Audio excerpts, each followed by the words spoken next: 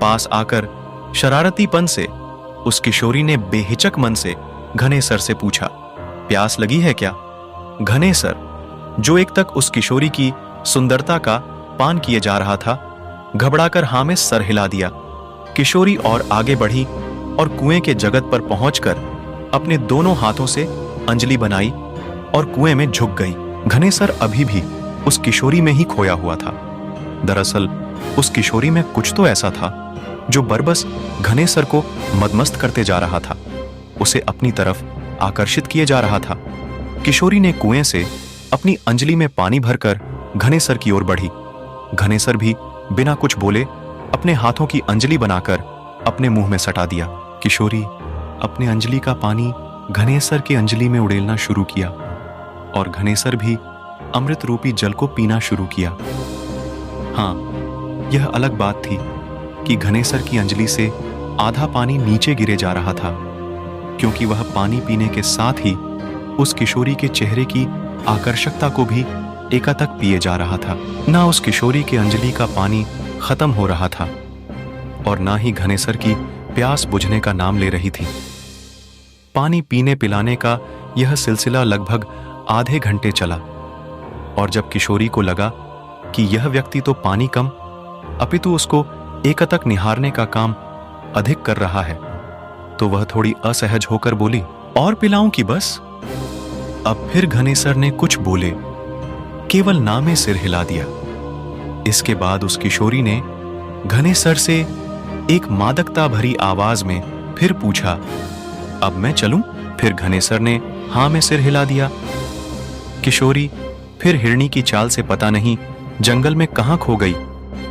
घनेसर कुछ समय तक तो चुपचाप उस कुएं की जगत पर बैठा रहा और फिर अचानक पता नहीं क्या सूझा कि उठकर गायों की ओर चल दिया।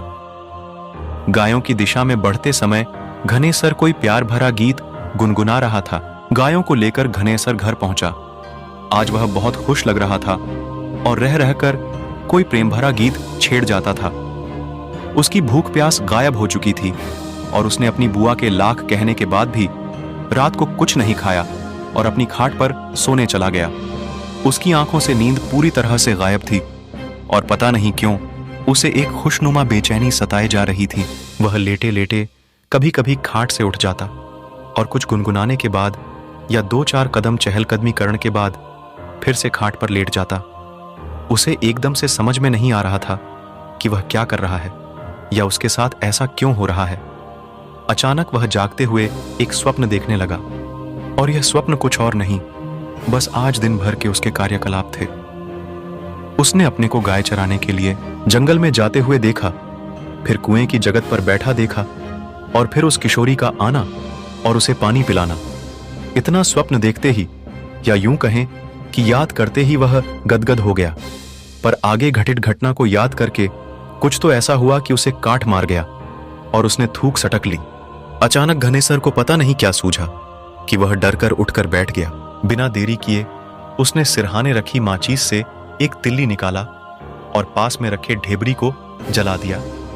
ढेबरी की धुंधली रोशनी में उसके माथे पर आई पसीने की बूंदों को साफ देखा जा सकता था।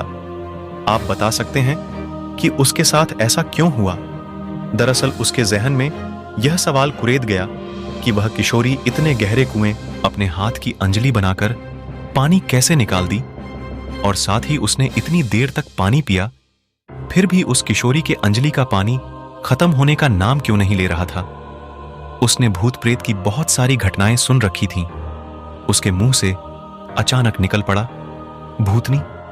इसके बाद डरे सहमे घनेसर ने उस डिबडिबाती ऐसे टिमटिमाना की लगे कि अब बुझ गया। ढेबरी के प्रकाश में ही बैठे बैठे रात गुजार दी। सुबह सुबह डरा सहमा घनेसर गायों को लेकर सरेह की ओर निकल गया।